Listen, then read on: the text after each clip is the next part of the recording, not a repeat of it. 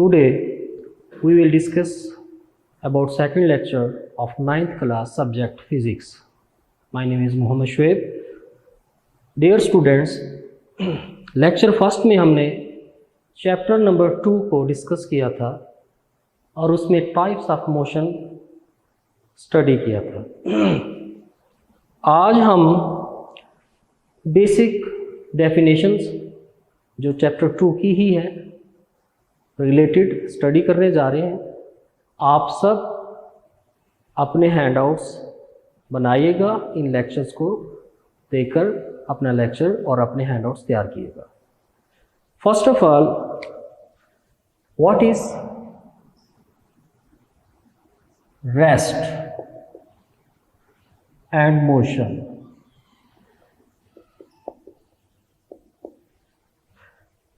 Students,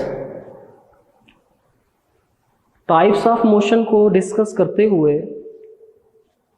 हमने बताया था कि कोई भी बॉडी जब एक पॉइंट से किसी दूसरे पॉइंट तक डिस्टेंस कवर करती है, फासला तय करती है, तो वो मोशन में होती है। अब उस बॉडी का सराउंडिंग हम सब ने देखना है।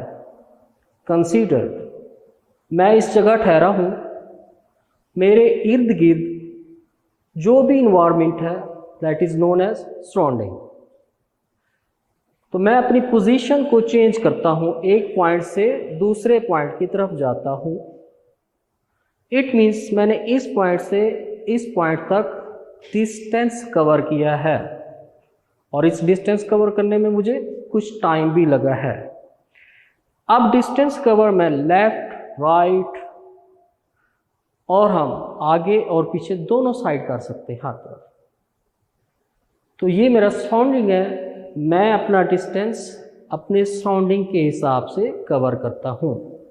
लिहाजा हम रेस्ट को define with respect to surrounding करेंगे, which is define as a body said to be rest, it does not change its position with respect to its surrounding. कि अगर मैं इस पॉइंट पे ठहरा रहता हूँ और अपनी पोजीशन चेंज नहीं करता सराउंडिंग के हिसाब से, तो आई एम इन रेस्ट। अगर मैं अपनी position with respect to surrounding change करता हूँ तो मैं मोशन में हूँ।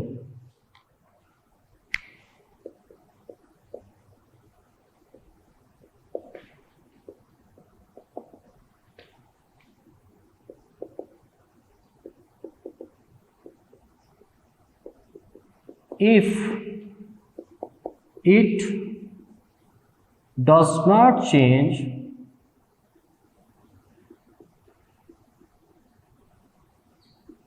its position, वो पोजीशन किस हिसाब से है? With respect surrounding, with respect to surrounding.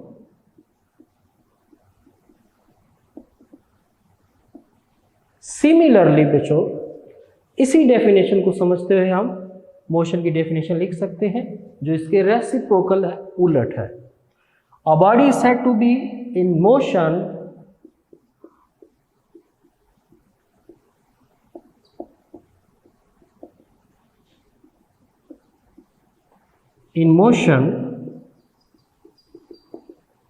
if it change its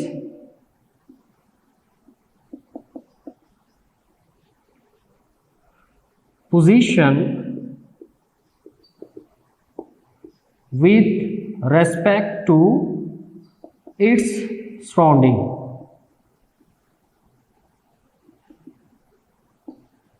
जी मेरे बच्चों, आपने सीख लिया है रेस्ट और मोशन को डिफाइन कैसे करते हैं। नाउ हम एग्जाम्पल के तौर पर बताते हैं कि किसी भी बॉडी का आप एग्जाम्पल लिख सकते हैं। अगर मैं आपसे पूछूं what is the example of rest condition, तो आप कहेंगे a book is lying on a table. कोई भी बुक है टेबल के ऊपर पड़ी है तो वो रेस्ट में है। अगर हमसे पूछते हैं कि मोशन की कोई एग्जाम्पल, तो कोई भी चीज़ मोशन में हो तो आप बता सकते हैं और रनिंग कार, जो एक कार रन कर रही है वो मोशन में है। एग्जाम्पल वेरी इजी आप बता सकते हो। इसके बाद बच्चों हम स्टडी करते हैं बेसिक टू क्वांटिटीज़ की। फिजिक्स में हम जानते हैं, जब हम फिजिक्स को स्टडी करते हैं तो फिजिक्स के अंदर टू क्वांटिटीज़ आती हैं। एक का नाम स्केलर क्वांटिटी है, दूसरे का नाम वेक्टर क्वांटिटी है।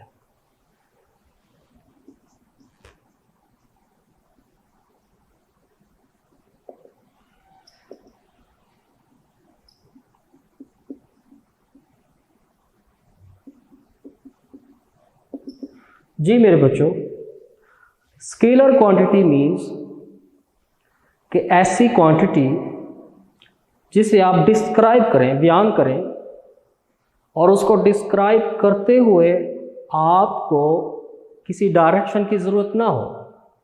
क्वांटिटी मीन्स समझिए कि मैं इस वाइट बोर्ड मार्कर का वेट मालूम करना चाहता हूँ, इसका मैस मालूम करना चाहता हूँ, तो इसका मैस होगा 10 ग्राम, 20 ग्राम। तो ये ग्राम यूनिट है किसका? किसी भी चीज़ के अंदर मौजूद मैस का। तो मैस एक क्वांटिटी है, हर चीज़ का अपना अपना मैस होता है। तो इस क्वांटिटी को हम स्केलर क्वांटिटी बोलेंगे, बिकॉज इसको डिस्क्राइब करते हुए, इसका यूनिट बताते हुए हमें डायरेक्शन की ज़रूरत नहीं पड़ी। और ये यूनिट होता है means 20 kilogram, 20 gram.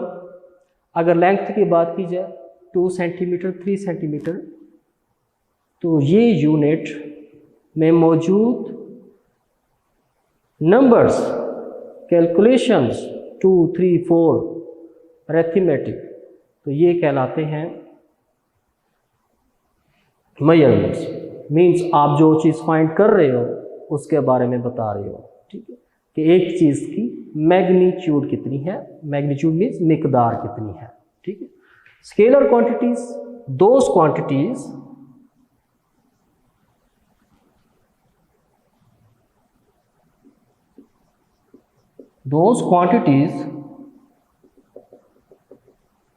which are expressed by only its magnitude। Magnitude का मतलब होता है बच्चों मिकदार, जो उसकी सिर्फ मिकदार से हम मेजर कर सकते हैं। इसकी एग्जांपल बच्चों क्या होगी? अभी मैंने आपको बताया length, mass, time and UTC. बहुत सारे एग्जांपल है, ये सिंपल एग्जांपल आप बच्चों को याद करवाने के लिए। ये है स्केलर क्वांटिटी। जब वेक्टर क्वांटिटी को आप डिस्क्राइब करते हो तो आपको एट ए टाइम दो चीज़ों की हेल्प लेनी पड़ती है, मैग्नीट्यूड की भी कि कितनी है, और डायरेक्शन की भी। इसकी एग्जांपल बच्चों मैं आपको बताता हूँ कि आपके पास कोई भी चीज़ है, लेट्स सपोज ये आपके पास है, एक ऑब्जेक्ट है, इसके ऊपर आपने फोर्स लगाई। फोर्स लगाने से ये मूव करता है किसी भी साइड पे। मैं इधर से फोर्स लगाऊंगा तो ये इधर मूव करेगा। तो फोर्स लगाने से इसकी मूवमेंट किसी ना किसी सर्टेन डायरेक्शन में होती है। इट मीन्स फोर्स एक क्वांटिटी है जो हम लगा रहे हैं, और फोर्स को मेजर किया जाता है न्यूटन में। फोर्स का यूनिट क्या है? न्यूटन। न्यूटन में मेजर करते हैं। तो मैं बता सकता हूं कि मैंने इस ऑब्जेक्ट को जो अभी उठाया हुआ था व्हाइट बोर्ड मार्कर, इसके ऊपर मैंने फोर्स लगाई है 2 न्यूटन, 3 न्यूटन या फिर 4 न्यूटन। ये फोर्स उसकी डायरेक्शन को बताती है। न्यूटन डायरेक्शन में बताएंगे in north, east, west, up, south. तो हम सिंपल वर्ड्स में लिख सकते हैं दोज क्वांटिटीज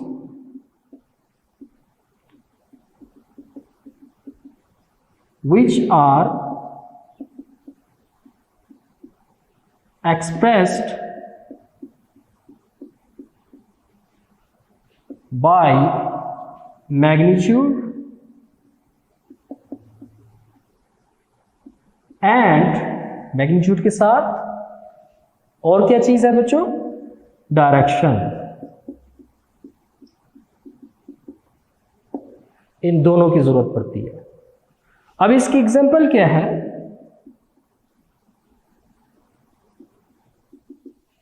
इसकी एग्जांपल है सिंपल वर्ड्स में, अभी मैंने आपको बताया फोर्स। फोर्स किसी बॉडी पे लगा है, अगर कोई बॉडी मूव कर रहा है तो उसके अंदर क्या पैदा हो जाता है, एक्सेलरेशन। उसकी स्पीड हर टाइम के हिसाब से चेंज होती है, तो एक्सेलरेशन बोला। ये टॉपिक हम नेक्स्ट लेक्चर में पढ़ेंगे। तो एक्सेलरेशन का वर्ड याद कीजिएगा, एक्सेलरेशन। ये एग्जांपल है सिंपल सी वेक्टर क्वांटिटीज की। आइए बच्चों, इसी से रिलेटेड एक और टॉपिक है कि हम इस वेक्टर क्वांटिटी को डिस्क्राइब कैसे करते हैं, रिप्रेजेंट कैसे करते हैं, लिखते कैसे हैं वेक्टर क्वांटिटी को।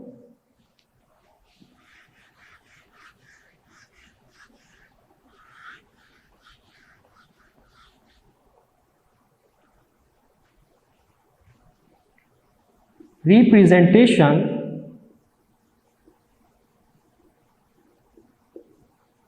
Of vector quantity.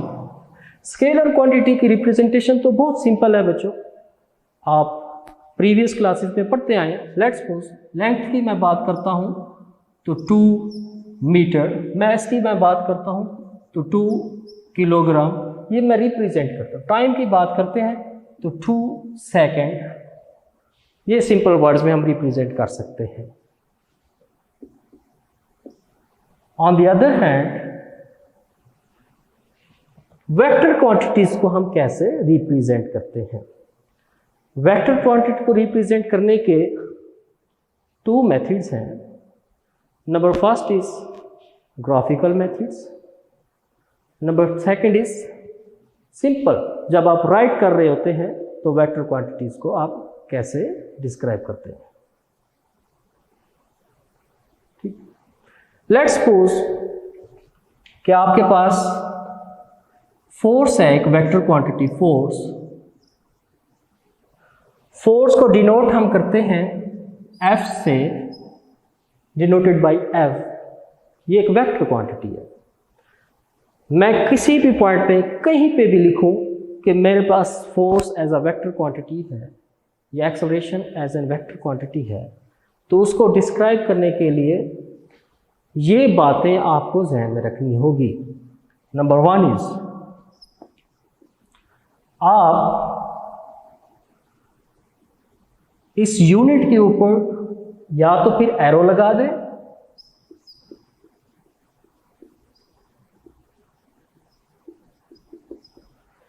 जैसे फॉर एग्जांपल फोर्स एक वेक्टर क्वांटिटी है, मैं इसके ऊपर एरो लगा देता हूं, तो ये मैंने फोर्स को रिप्रेजेंट कर दिया कि फोर्स एक वेक्टर क्वांटिटी है।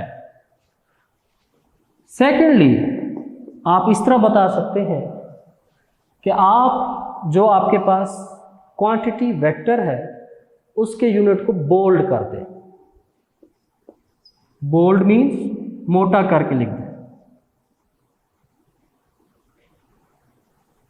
फॉर एग्जाम्पल फोर्स एक वेक्टर क्वांटिटी है, तो मैं इसको क्या करता हूं,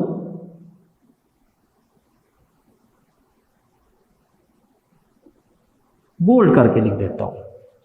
तो इससे ये डिनोट हो रहा है कि मैंने वेक्टर क्वांटिटी को बता दिया, this is vector quantity. Similarly बच्चे, ये तो सिर्फ फोर्स की एग्जांपल थी। अगर एक्सेलरेशन एक वेक्टर क्वांटिटी होता तो आप एक्सेलरेशन के ऊपर एरो डाल देते, या फिर आप उसी एक्सेलरेशन को बोल्ड कर देते हैं।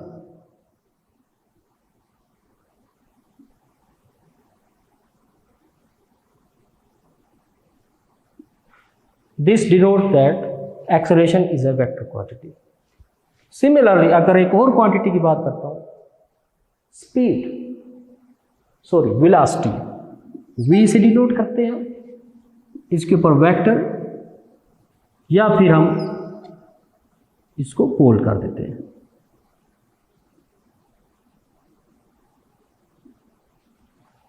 ये हम रिप्रेजेंट कर रहे हैं एक वेक्टर क्वांटिटी को। इसके अलावा मेरे बच्चों सबसे फेमस मेथड है, वेक्टर क्वांटिटीज हम डिस्क्राइब कर सकते हैं ग्राफिकल मेथड से। कौन से मेथड? Graphical method.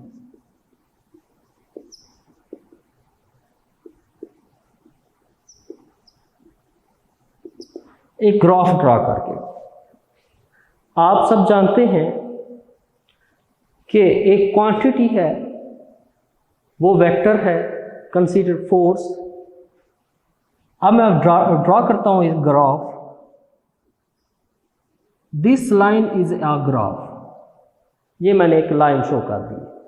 अब मैं बताऊंगा कि ये लाइन कहां से स्टार्ट हो रही है, इस पॉइंट से स्टार्ट हो रही है, तो इस पॉइंट का मैं नेम लिख देता हूं ए। और ये ग्राफ की लाइन किस पॉइंट पे एंड हो रही है? इस पॉइंट पे एंड हो रही है, और इसका नाम मैं रख देता हूं बी। ए से लेकर बी तक एक मैंने एरो ड्रा किया है। This one is simple example of graph. कोई भी लाइन हो बच्चों, वो ग्राफ कहलाती है, क्योंकि उसको जब ड्रा किया जाता है तो ग्राफ की हेल्प से ही किया जाता है।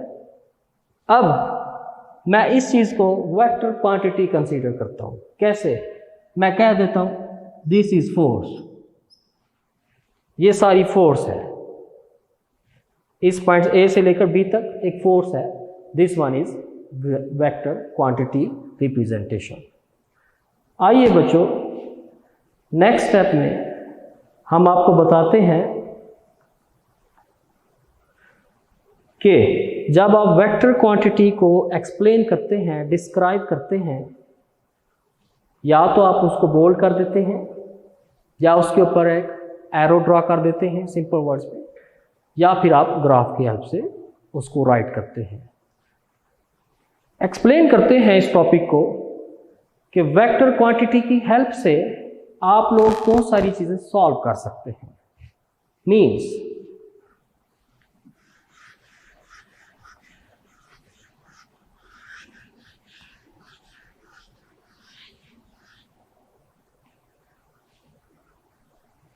This one is coordinate system. अगर हम इस सिस्टम के अंदर डिपेंड कर दें, बता दें कि इस कोऑर्डिनेट सिस्टम में डायरेक्शंस क्या हैं, तो आप लिख सकते हो नॉर्थ, साउथ, ईस्ट, वेस्ट। ठीक है बच्चों। अब इस कोऑर्डिनेट सिस्टम में या फिर इस ग्राफ के अंदर आपने किसी वेक्टर को ड्रॉ करना है। आपको एक असाइनमेंट दी जाती है, आपने एक वेक्टर को ड्रॉ करना है, और वो कहाँ पर ड्रॉ करना है? आपने नॉर्थ और वेस्ट वाले एरिया में करना है या किसी भी एरिया में ड्रॉ करना है। और उसकी लेंथ भी बता दी जाती है कि 2 सेंटीमीटर, 3 सेंटीमीटर, 4 सेंटीमीटर। आप ग्रेजुअली मार्क कर सकते हैं। This is 1 centimetre, this one is 2 centimetre, this one is 3 centimetre. Similarly 1 centimetre, 2 centimetre, 3 centimetre. हम आपसे बोलते हैं कि बच्चों आप लोग नॉर्थ और वेस्ट में एक वेक्टर क्वांटिटी का ग्राफ ड्रा करें और जिसकी लेंथ 2 सेंटीमीटर होनी चाहिए। तो आप इस पॉइंट को डॉटेड लाइन से मिला देंगे with the help of scale. ये आपका पॉइंट बन जाएगा जहां पे ये मिल रहे हैं इस एरिया में। आप स्केल की हेल्प से origin, this one is origin, starting point, यहां से एक ग्राफ ड्रॉ करेंगे तो ये आपके पास एक वेक्टर क्वांटिटी का ग्राफ आ गया। अब इसका नाम आप कुछ भी रख सकते हैं जो आपको, अगर ये एक फोर्स है तो आप इसका नाम F रख देंगे, या कोई भी चीज़ है तो आप इसका नेम एज इट इज़ रख सकते हैं। ये वेक्टर क्वांटिटी का इंट्रोडक्शन था।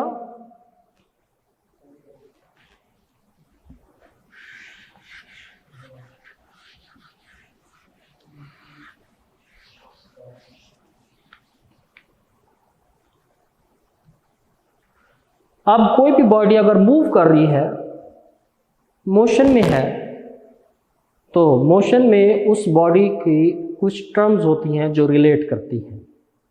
मीन्स सबसे पहले कंसीडर कि एक बॉडी हूँ और मैं इस पोजीशन से, इस पॉइंट से जिस पॉइंट पे ठहरा मूव करता हूँ, तो जिस पॉइंट में मैं जाऊँगा उस पॉइंट को मैं लोकेट करना चाहता हूँ जहाँ से हमने स्टार्ट किया था। या सिंपल वर्ड्स में, एक रूम के कॉर्नर से किसी फ्लोर पर बैठे हुए किसी भी इंसेक्ट की पोजीशन आपने ड्रा करनी है, तो वो position with the help of vector आप ड्रा कर सकते हैं। कैसे? पोजीशन डिस्क्राइब होता है, बताता है आप लोगों को कि आप लोग उस पॉइंट को कैसे लोकेट कर रहे हैं, कैसे देख रहे हैं। आप एक बंद कमरे में बैठे हैं और उसकी सामने वाली वॉल पे, दीवार पे एक लाइट ऑन है, तो आपको लाइट देखने के लिए उस तरफ फेस करना होगा और कितनी ऊंचाई पर लाइट है उतना ही आप कोशिश करेंगे अपनी गर्दन ऊंची करके एक पोजीशन बनाएंगे अपने पॉइंट से उस लाइट तक उसको देखने के लिए। ये पोजीशन हमें बताती है कि आप किसी भी चीज़ को, उसकी मोशन या उसकी प्लेस कैसे फाइंड कर सकते हैं। सबसे इम्पोर्टेंट बात, जब एक बॉडी मूव कर रहा होता है तो उसकी motion with respect to time होती है। जैसे जैसे टाइम पास होता है उस बॉडी की मोशन मीन्स उसका डिस्टेंस जो टाइम के हिसाब से कवर हो रहा है वो भी पास हो रहा होता है। तो ये सारी डिस्कशन हम नेक्स्ट लेक्चर में करेंगे। आज का लेक्चर इस टॉपिक पे एंड होता है। आज के लेक्चर में आप सबने पढ़ा स्केलर क्वांटिटीज़, वेक्टर क्वांटिटीज़ और वेक्टर क्वांटिटीज़ को रिप्रेजेंट करने के तरीके और रेस्ट और मोशन की तारीफ। अल्लाह हाफिज़।